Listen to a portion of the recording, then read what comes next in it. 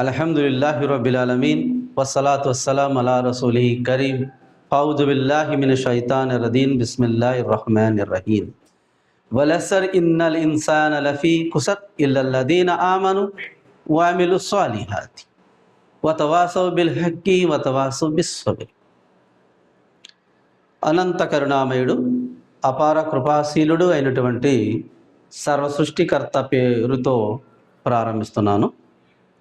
ప్రియమైన సోదరులారా, మరి అల్లా కారుణ్యం కృప ద్వారా మనం ఈ 2వ నెలలో సంస్కరణ ఉద్యమ కార్యక్రమానికి ఇచ్చేసినటువంటి మీ అందరిపైన ఆ సృష్టికర్త అల్లా సుబ్హానహు తాలా యొక్క శాంతి మరియు శుభాలు కురియుగాక.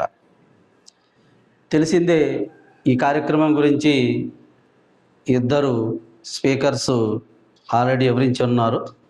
నేను ప్రత్యేకంగా మీ ముందు దాన్ని ప్రస్తావించవలసిన అవసరం కూడా లేదు.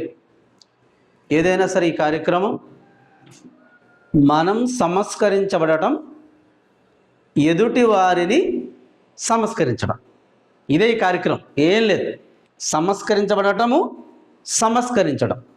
ఇంకా సుస్పష్టంగా చెప్పాలి అంటే చెడు నుంచి ప్రజల్ని కాపాడి మనం కాపాడబడటం,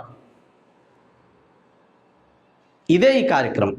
కాబట్టి ఈ కార్యక్రమంలో గత నెలలో నేను ఒక చిన్న క్లాస్ కూడా మీ ముందు ఇవ్వడం జరిగింది. దయచేసి ఎవరికైనా జ్ఞాపకం ఉంటే ఒకసారి గుర్తు చేస్తారని నేను మనవి చేస్తున్నాను మిమ్మల్ని. ఎవరైనా చెప్పగలరండి? గత నెలలో ఇలాంటి క్లాసే జరిగింది. నేను ఒక అంశాన్ని మీ ముందు ప్రస్తావించాను. ఆ అంశాన్ని ఒకసారి నాకు జ్ఞాపకం చేస్తారని రిక్వెస్ట్ చేస్తున్నాను. గుర్తుందని? గుర్తులేదు కదా? సరే, నేనే జ్ఞాపకం చేస్తాను. ఏంటంటే అది ఆధ్యాత్మిక విద్య నేర్చుకోవడం వల్ల, అంటే దేవుని జ్ఞానం నేర్చుకోవడం వల్ల కలిగేటటువంటి ఇహ మరి పర ప్రయోజనాలు. అదే కదా చెప్పింది, గుర్తొచ్చిందండి? అయితే గురుగారు ఎప్పుడో నెల క్రితం చెప్పారు, ఇప్పుడు వరకు గుర్తుంటుంది ఏంటంటే, ఎన్నో వ్యవహారాలు మా వ్యవహారాల్లో ఉంటాం, మా బాధ్యతల్లో ఉంటాం, ఇవన్నీ గుర్తుంటాయా అని మీకు ప్రశ్న సాధారణంగా రావాలి కూడా. ఏమండి? రావాలి. అయితే ఆ తప్పిదం మాలోనే ఉంది. ఏంటంటే, ఏదైతే అంశం మీకు ఇస్తున్నామో ఆ అంశాన్ని మేము మీకు స్పష్టంగా ఒక కాగితం రూపంలో, ఒక జిరాక్స్ రూపంలో మీకు ఎప్పుడైతే మనం ఇవ్వగలుగుతామో అప్పుడప్పుడు మీరు దాన్ని తీసి చదివితే ఏ విషయం చెప్పామనేది ఒక అవగాహన అనేది మీకు అర్థమవుతుంది. కాబట్టి ఇక నుంచి జరగబోయేటటువంటి తరగతుల్లో, క్లాసుల్లో మేము చెప్పబోయేటటువంటి ప్రతి అంశాన్ని కూడా మీ చేతులు జిరాక్స్ రూపంలో పెట్టడం అనేది జరుగుతుంది. కాబట్టి కాస్త ఆలస్యమైనా సరే ఏమైనా ఇబ్బంది లేదు. ఇన్షాల్లా ఈ కార్యక్రమాన్ని ఒక ఉద్యమంగా, ఒక స్పిరిట్గా ముందుకు సాగించి ప్రజల్ని సంస్కరించేటటువంటి బాధ్యతను మన భుజస్కంధాల మీద వేసుకొని మరి మనం ముందుకు పయనించాలనేటువంటి తపనతో ఈ ఉద్యమాన్ని మనం మొదలుపెట్టాం. దీనికి అల్లా సుబ్హానహు తాలా యొక్క కారుణ్యం, మీ అందరి యొక్క ప్రార్థన, దువాల యొక్క ఆశీస్సులు ఉండాలని నేను ఆ దైవాన్ని కోరుతున్నాను. అయితే ఇప్పుడు నేను చెప్పబోయేటటువంటి అంశాన్ని సంక్షిప్తంగా ముగిస్తాను. సమయం కూడా మన దగ్గర లేదు కాబట్టి ఒకసారి చదవండి సోదరులారా, అంశం చదవండి.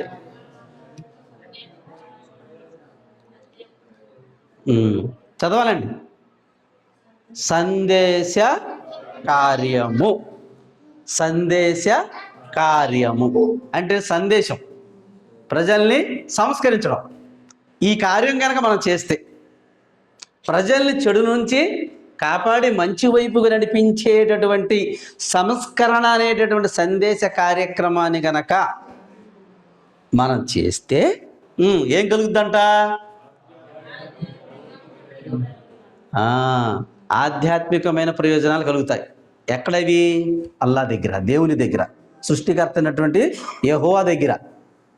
సృష్టికర్త యెహోవా దగ్గర ఆధ్యాత్మికంగా ప్రయోజనం పొందుతాము. మరియు ఇక్కడ భౌతిక ప్రపంచంలో ఉన్నాం. ఈ భౌతిక ప్రపంచంలో కూడా మనం లబ్ధిని, ప్రయోజనాల్ని పొందుతాం. అంశం అర్థమైందండి? రజా గారు ఒకసారి చెప్పండి అంశం ఏంటో. వల్ల కలిగేటటువంటి ఆధ్యాత్మిక మరియు భౌతిక ప్రయోజనాలు. ఇది ఈరోజు మనం నేర్చుకునేటటువంటి అంశం మరియు టాపిక్. నెక్స్ట్ అండి.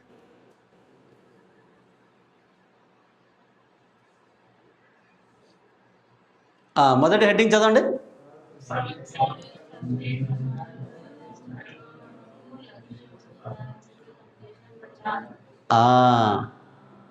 ఏంటంటే మొదటిది ప్రవక్తలు, సందేశహరులు, ఋషులు, మహనీయులు వీళ్ళందరూ కూడా ఈ ప్రపంచంలో భూమి మీద ప్రభవనకు పుట్టడానికి, పంపించడానికి మెయిన్ రీజన్ ఏంటంటే రీజను ధార్మిక సందేశ ప్రచారం. ఎవరు ప్రవక్తలు? ఆదం అలైహిస్సలాం గారు, నోహా ప్రవక్త, ఇబ్రాహీం గారు, ఇస్మాయిల్ గారు, ఇషహాకు గారు, యేసుక్రీస్తు వారు, సొలెమాన్ గారు, ఏమండి మూసా ప్రవక్త గారు, హారూన్ ప్రవక్త గారు, యూసుఫ్ గారు, యూనుస్ గారు, యెహ్యా గారు, చివరి ప్రవక్త అయిన ముహమ్మద్ సల్లల్లాహు అలైహి వసల్లం గారు. ఈ ప్రవక్తలందరూ, మరి శ్రీరాముల వారు, శ్రీకృష్ణుడు, అర్జునుడు వీళ్ళందరూ ఈ ప్రపంచంలో దేవుని చేత పంపించబడడానికి గల కారణం ఏమిటంట? ధార్మిక సందేశ ప్రచారం. ప్రజల్ని ధార్మికతను తెలియచేసి వారిని కాపాడటం వారి యొక్క ప్రధానమైన ఉద్దేశం. దేవుని యొక్క నిజమైన అస్తిత్వాన్ని వారు గుర్తెరిగేలాగా చేయడం వారి యొక్క ప్రధాన ఉద్దేశం అని చెప్పడం జరుగుతుంది. దానికి వాక్యం ఏంటి చూడండి, చదవాలండి. మేము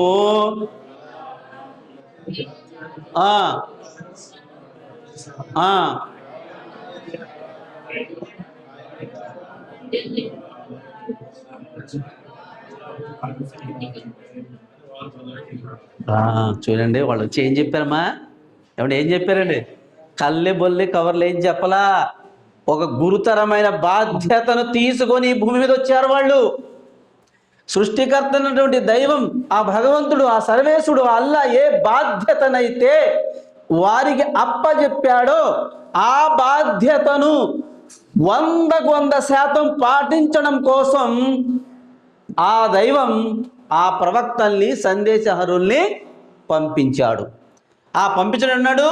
ఎలా పంపించాడంట? అల్లా అంటున్నాడు, మేము ప్రతి జాతిలోను ప్రవక్తలను పంపాము. ప్రతి జాతిలో పంపాడండి బాబా. హిందువుల్లోనే పంపాడా? క్రైస్తవుల్లోనే కాదు, ముస్లింలోనే కాదు, సిక్కుల్లోనే కాదు, జైనుల్లో కాదు. ప్రపంచంలో దేవుని చేత ఎన్నుకోబడినటువంటి ఎన్ని జాతులైతే ఈ ప్రపంచంలో ఉన్నాయో ప్రతి జాతి వద్దకు సృష్టికర్తనటువంటి అల్లా, ఆ దైవం యెహోవా ఏం చేశాడండి? ప్రవక్తల్ని, అవతార పురుషుల్ని పంపించాడు. ఏ పని కోసం? చూడండి, ప్రాథమిక మౌలికమైన లక్ష్యం ఏంటి అంటే, చూడండి, చదవండి. ఇదిగో చూడండి, కేవలం ఆయననే ఆరాధించండి. ఎవరంట? సృష్టికర్తను.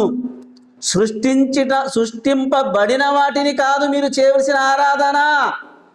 ఈ చరాచర సృష్టిలో, ఈ చరాచర సృష్టిని సృష్టించినటువంటి ఆ సృష్టికర్తను ఆరాధించడం అనే అంశాన్ని, సందేశాన్ని చెప్పడం కోసం అల్లా, ఆ దైవం ప్రవక్తల్ని పంపాడు, అవతార పురుషుల్ని పంపాడు. ఇంకేమన్నారు వాళ్ళు? అల్లాకు సాటి కల్పించకండి. ఇంకేమన్నాడు? మిథ్యా దైవాల ఆరాధనకు దూరంగా ఉండండి. మిథ్యా దైవాలంటే కల్పిత దైవాలు. దైవాలు రెండు రకాలు. మనలను సృష్టించినటువంటి దేవుడు, మనము సృష్టించినటువంటి దేవుడు. మనలను సృష్టించినటువంటి దేవుడు, మనము సృష్టించినటువంటి దేవుడు. కాబట్టి ఏ దేవుని ఆరాధించమని ప్రవక్తని దేవుడు పంపాడు? మనలను సృష్టించినటువంటి ఆ సృష్టికర్త అయినటువంటి ఆరాధన వైపుకు పిలవడం కోసం ప్రవక్తని పంపాడు. మనము సృష్టించినటువంటి దైవాలకు మీరు దూరంగా ఉండండి అని చెప్పడం కోసం పుట్టించాడు. క్లారిటీ అయిందండి అమ్మా? ఎందుకు వచ్చారు? మనము సృష్టించిన దైవాలకు మీరు దూరంగా ఉండాలి, మనలను సృష్టించినటువంటి దైవానికి ఆరాధించాలి అనే అంశాన్ని చెప్పడానికి, సందేశాన్ని ఇవ్వటానికి ప్రవక్తల్ని పంపాడు. తర్వాత రెండో వాక్యం చదవండి. 16వ అధ్యాయము 36 వచనం ఇది. మీరు ఖురాన్లో చూస్తే అది స్పష్టంగా కనబడుతుంది. నెక్స్ట్ రెండో వాక్యం చదవండి.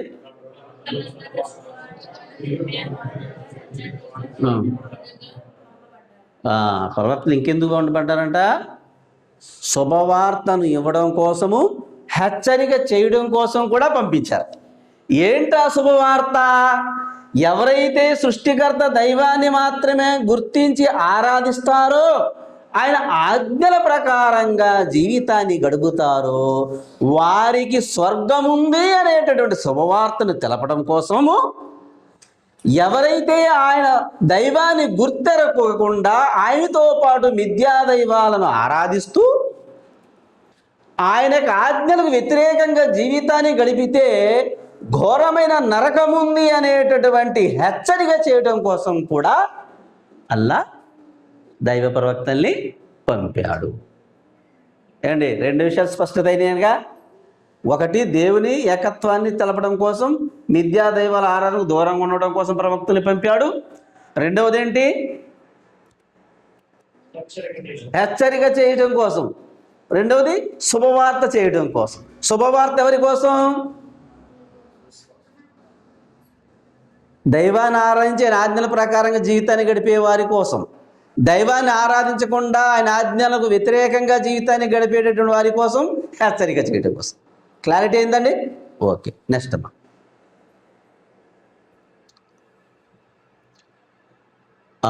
ఇది కూడా చెప్పి ముగిస్తాను నేను ఇన్షాల్లా. రెండోది చదవండి.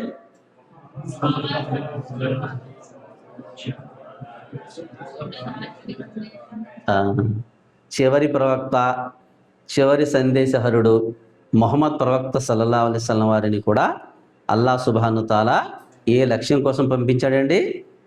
ధార్మిక సందేశ ప్రచారం కోసమే పంపించాడు, వేరే పని లేదు. గత ప్రవక్తలు ఏ సందేశాన్ని అయితే ఇచ్చి వెళ్ళిపోయారో ఆ సందేశాన్ని యథాతథంగా పరిపూర్ణం చేయడం కోసం చివరి దైవ ప్రవక్తగా అల్లాహ్ సుబ్హాను తాలా ప్రవక్త మొహమ్మద్ వారిని ఎన్నుకున్నాడు. ఈ వాక్యం చూడండి కింద. ఓ ప్రవక్త,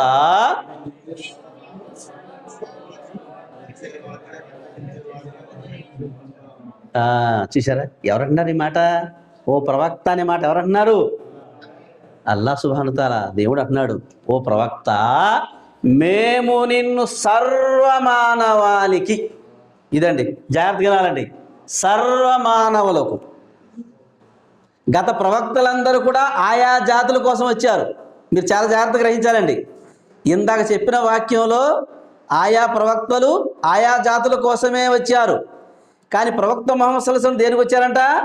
సర్వమానవాళ్లకు శుభవార్తను ఇచ్చేవాడుగాను హెచ్చరిక చేసేవారిగా చేసి పంపారు.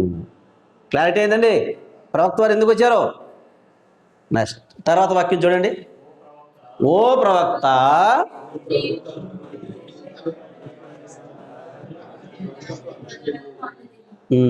చూసారా ఏమన్నాడు? అల్లా అన్నాడు మాట, ఓ ప్రవక్త, నీ ప్రభు తరపు నుంచి, అంటే నా తరపు నుంచి ఏదైతే నీపై అవతరించబడుతుందో, గురువు గారు చెప్పారు కదా, ఖురాన్ అవతరించింది కదా ప్రవక్త ముహమ్మద్ సల్లల్లాహు అలైహి వసల్లం మీద, ఏదైతే అవతరింప చేయబడుతుందో దానిని ప్రజలకు అందచేయి. నెక్స్ట్ వాక్యం చదవండి.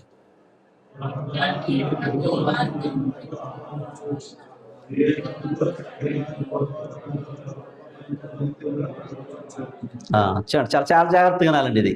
ప్రవక్త, నీ ప్రభు మార్గం వైపుకు ఆహ్వానించాలంట. దూరం చేసుకోవాలా ఆహ్వానించాలండి? సాయిబులు ఏం చేస్తున్నారు ఇప్పుడు? దూరం చేస్తున్నారా లేదా?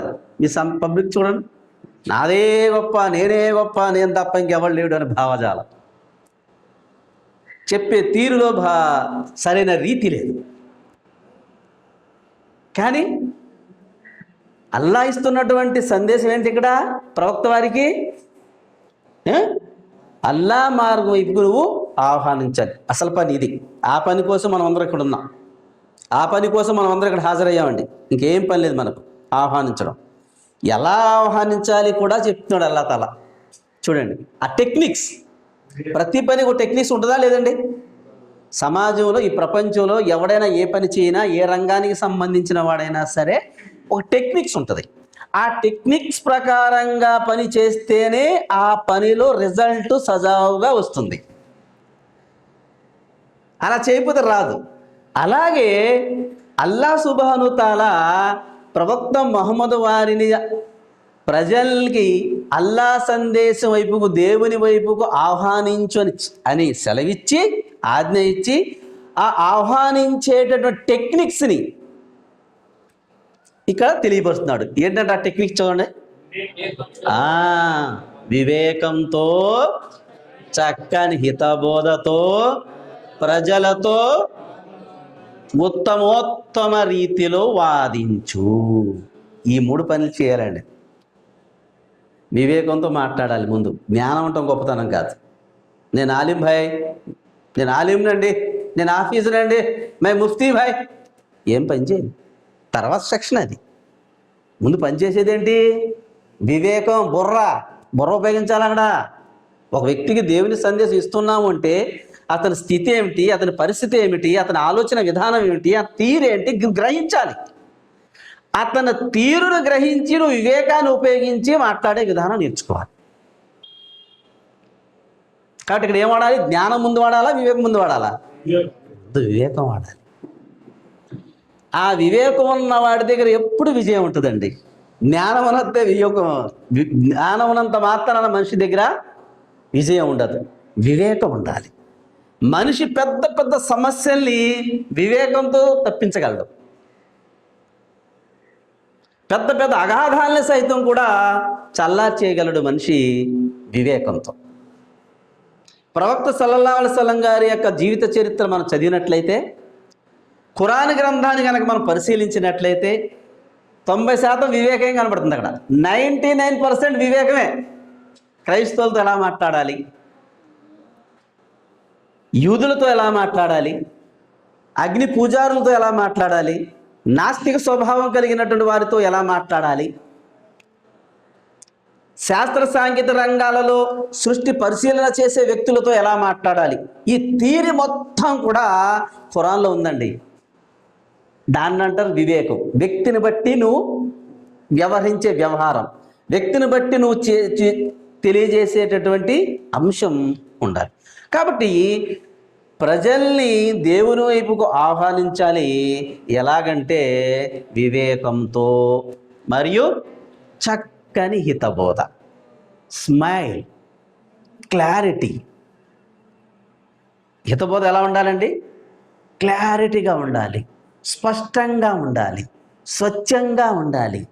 ఏదో వీడు కుతంత్రాలతో చెప్తున్నాడు నా మూదా అనుకోకూడదు. అసలు ఇతను చెప్పే మాటలో యథార్థత ఉంది, 100% అనిపించేలాగా మాట్లాడాలి, స్పష్టంగా ఉండాలి, క్లారిటీగా ఉండాలి. ఇది చక్కని హితబోధ. వివేకంతో మాట్లాడాలి, చక్కని హితబోధతో కూడా మాట్లాడాలి. ఇంకా ఉత్తమోత్తమ రీతిలో వాదించడం వచ్చింది అనుకోండి, ఆడు తిడతాడు, కొడతాడు, అంటాడు. మనం కూడా అలా అంటామా? కాదు. మనకు సాధ్యమైనంత వరకు ఉత్తమ పద్ధతిలో వాదిస్తాం. సాధ్యం కాకపోతే అస్సలాము అలైకుం అని వెళ్ళిపోతాం. అంతేగాని ఆడేమో ఇలా తరిస్తే మనం కూడా ఇలా సంకలు కొద్దడము కాదు. అది పద్ధతి కాదు. అది ఆడు మీసాలు మెలేస్తాడు, మనం మీసాలు మెలేయటం కాదు. ఒక విధానం, ప్రవక్త ముహమ్మద్ వారు ఒక విధానం చెప్పారు దేవుని యొక్క సందేశాన్ని చెప్పే విషయంలో. దాన్ని మనం క్లారిటీగా చెప్పాలి. కాబట్టి ఆ విధంగా మనం సందేశాన్ని ఇవ్వాలి అది సందేశం ఇచ్చే విషయంలో ప్రవక్త వారు చెప్పినటువంటి హితబోధ. నెక్స్ట్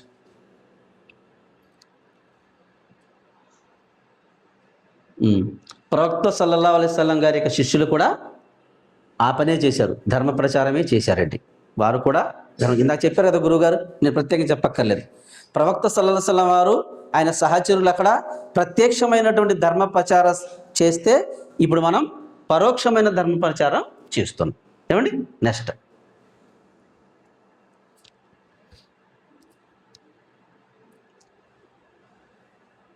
5 నిమిషాలు ముగిస్తాను ఇన్షాల్లా. చూడండి, ఇదొక చూడండి, చదవండి. ప్రపంచంలో ఉత్తమమైన విషయం కేవలం దైవదాస్యం వైపుకు పిలవడం మరియు ఉత్తమోత్తమైన ధర్మ సందేశ ప్రదాతలే. చూడండి, ఈ మాట నేను క్లారిటీ ఇస్తాను. ప్రపంచంలో పనుల్లో కల్లా అతి ఉత్తమమైనటువంటి కార్యం ఏమిటి అంటే దేవుని దృష్టిలో సంస్కరణ చేయడమే, మనిషిని మార్చడమే. ఏం మార్చడం? చెడు నుండి మంచి వైపుకు మార్చడం, మిథ్యా దైవాల నుంచి నిజ సృష్టికర్త వైపుకు మార్చడం. ఇదే పని. ఈ పని కంటే ఉత్తమమైన పని, మంచి పని మరి ఏదీ లేదు అంటున్నాడు దేవుడు. చూసారండి, ఆ పని కోసం మనం అందరం వచ్చాం, ఆ పని కోసం మనం ఇక్కడ హాజరయ్యాం. ఇంకేం పని లేదు మన దగ్గర. ఆ పనే ఉత్తమమైన పని. మరి ఉత్తమమైన వాడు ఎవడంట? మంచివాడు ఎవడంట? ఆ పని చేసేవాడు ఉత్తమమైన వాడు. అల్లాకి ఇంక అంత ఇష్టమైనటువంటి వాడు ఎవడూ లేడు అంట ఈ ప్రపంచంలో. కాబట్టి 2 పనులు. అల్లాకి అతి ఇష్టమైనటువంటి పని చేయడం కోసం మనం వచ్చాము, అల్లాకి అతి ఇష్టమైన వ్యక్తులుగా ఆయన ప్రసన్నత పొందే గోరందుకు మనం ఇక్కడికి వచ్చాం. ఏమంటే అర్థమైందా? ఇష్టమైన పని అల్లాకు, ఇష్టమైన వ్యక్తులుగా మనల్ని పొందడం కోసం మనం వచ్చాం. చెప్పండి, మీలో ఎవరైనా ఈ పనికి సహకరించేవారు ఉన్నారా లేరా? ఒకసారి ఆలోచించండి, ఎంత గొప్ప పనికి వచ్చాం మనం, ఎంత గొప్ప పనికి వచ్చాం, ఎంత గొప్ప వ్యక్తులుగా దేవుని దగ్గర నిలబడడం కోసం మనం వచ్చాం. ఒకసారి ఆలోచించండి. దీనికోసమేనండి 10 సార్లు ఫోన్ చేస్తున్నాం. దీనికోసమే రాబా ఒక్కసారి వచ్చి వెళ్ళరా, మా ముఖాలను చూసుకొని వెళ్ళరా నువ్వు అంటాం మేము. ఎందుకంటే ఇక్కడ కూర్చుంటే ఆ స్పిరిట్ వాళ్ళలో వస్తుందేమో, నెక్స్ట్ వారం అన్నా నెక్స్ట్ మంత్ అయినా వస్తాడేమో అని. 1 గంట కూర్చొని వెళ్ళి చాలు బాబు అంటాం కొంతమందిని, 1 అరగంట కూర్చొని చాలు అంటాం. ఎందుకని? ఎవరో ఒకళ్ళు ఆ స్పీచ్ చెప్పేటప్పుడు కొన్ని విషయాలు హృదయానికి అతుక్కొని నెక్స్ట్ మంత్ అయినా అతను రావడానికి ప్రయత్నిస్తాడు. అంతేందండి. కాబట్టి అతి ముఖ్యమైనటువంటి ఈ కార్యం కోసం మళ్ళా మిమ్మల్ని అందరినీ ఎన్నుకోవడం అనేది ఆ దేవుని యొక్క కృప తప్ప మరేది కాదు. దాని ఖురాన్ వాక్యాన్ని ఒకసారి చూసి ముగించదా. ఏంటంటే చూడండి,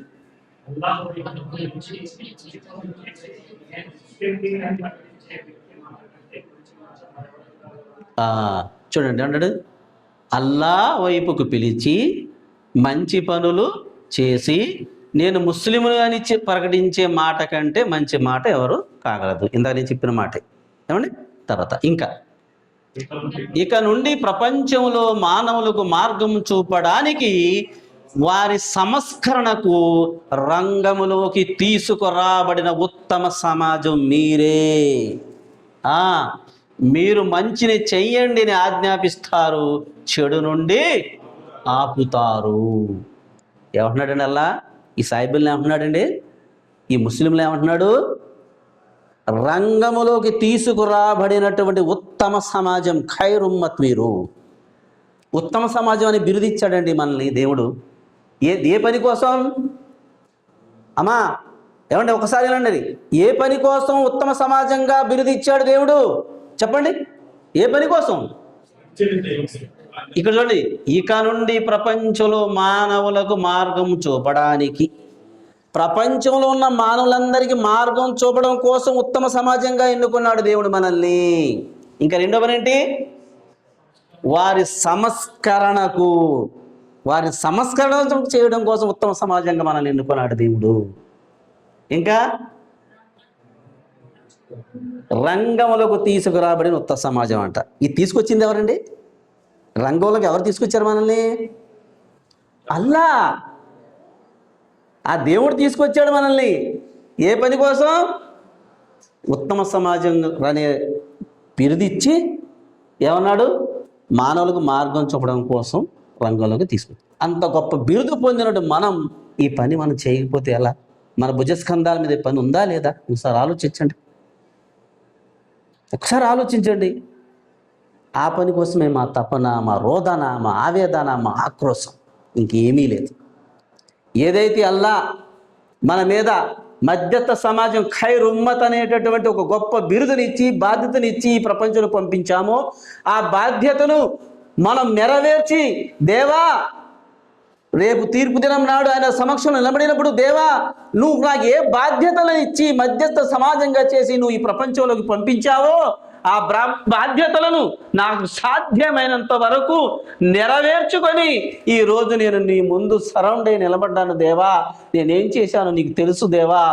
నన్ను స్వర్గంలోకి ప్రవేశింపు చేయు దేవా అనేటటువంటి ఒక్క పలుకును ఆయన ముందు సాక్ష్యం చెప్పుకోవడం కోసమే ఈ సమావేశాలు, లేకపోతే ఇంకేమీ లేదు. ఒకసారి ఆలోచించు, మనం ఎక్కడున్నాం ఏమండి? ఇక తర్వాత నెక్స్ట్ అండి ఒక చిన్న విషయం చెప్పి ముగిస్తాను ఇన్షాల్లా. నెక్స్ట్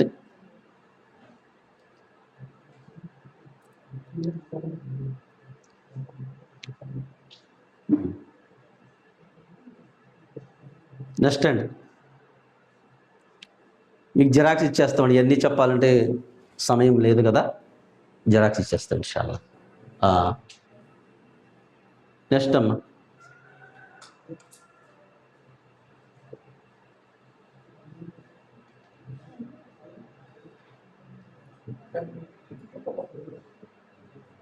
ఇది కూడా చూడండి. ఈ చిన్న విషయం ముగించి నేను ముగిస్తాను ఇన్షాల్లా. జాగ్రత్త, జస్ట్ 5 minutes చెప్తాను. ఇక్కడ ఏమి ప్రస్తావన జరుగుతుందంటే, మనం గనక ఈ సందేశ బాధ్యతను గనక నిర్వర్తించకపోతే, ఖురాన్లో ఒక ఉపమానం ఉందండి. సముద్రంలో 2 అంతస్తులు గల నావ ప్రయాణిస్తుంది. ముగించేస్తానండి. సముద్రంలో 2 అంతస్తులు గల నావ ప్రయాణిస్తుంది. కింద అంతస్తులో ఉన్న వారేమో జ్ఞానరహితులు, జ్ఞానం లేనివారు. పై అంతస్తులో ఉన్నవారేమో జ్ఞానవంతులండి. చాలా క్లారిటీగా ఉంది, జ్ఞానవంతులు.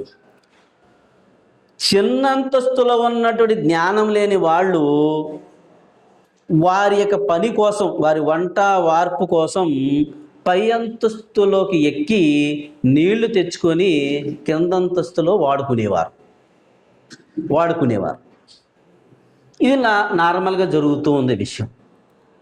ఒకరోజు కిందంతస్తులో ఉన్నటువంటి వాళ్లకు ఒక ఆలోచన వచ్చింది. ఏమిటి ప్రతిసారి పై అంతస్తులోకి వెళ్ళి నీళ్లు తెచ్చుకుంటున్నాం మనము, వాళ్ళకి చాలా ఇబ్బంది కలుగుతుంది, చాలా ప్రాబ్లం ఫేస్ చేస్తున్నారు వాళ్ళు, మన వల్ల ఇబ్బంది పడుతున్నారు.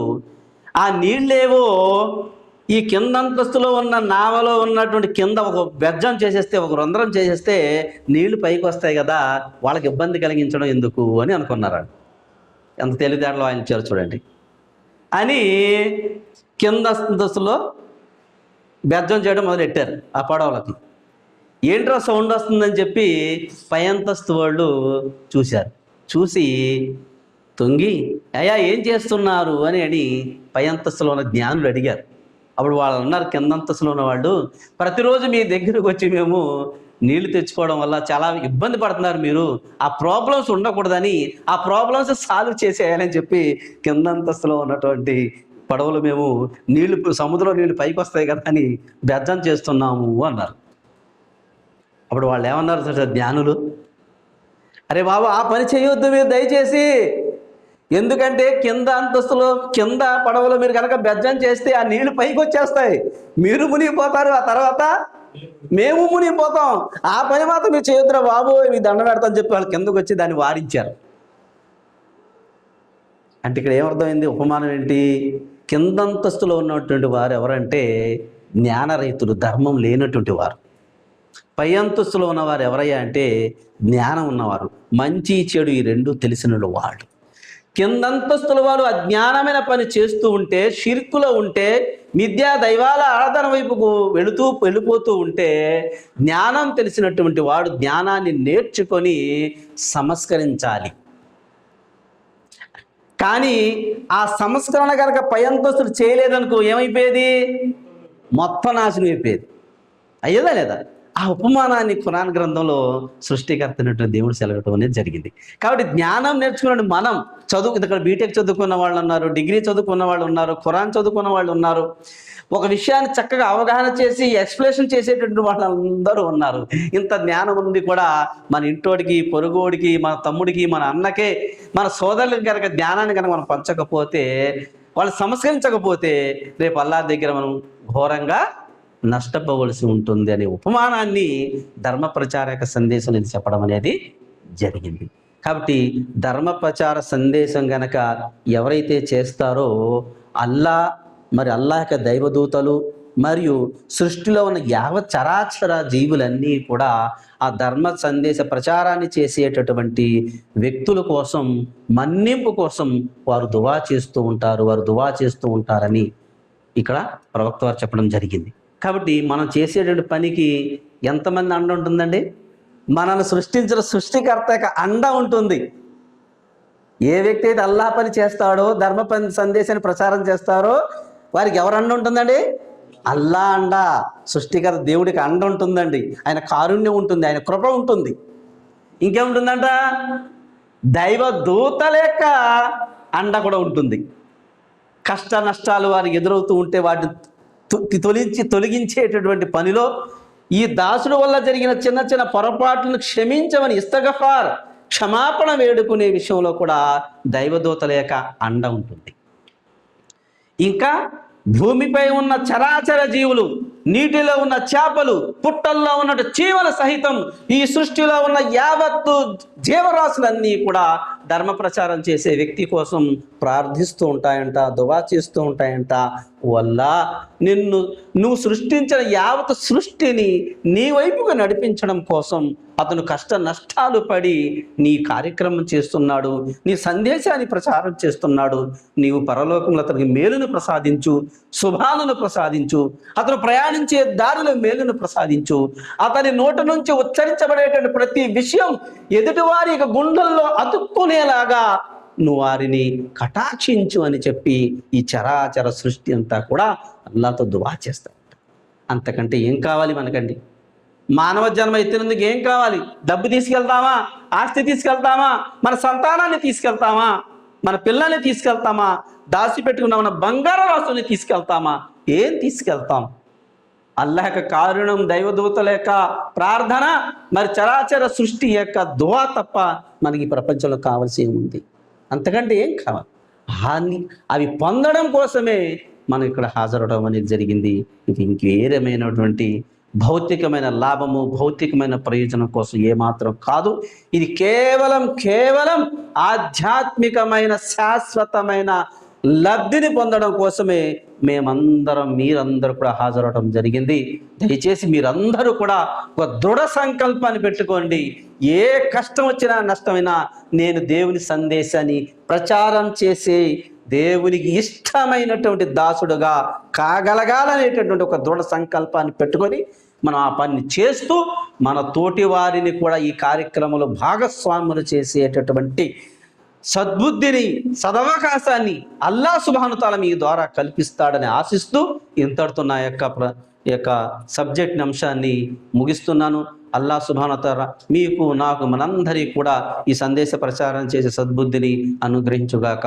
వాకుర్ దావానా అనిల్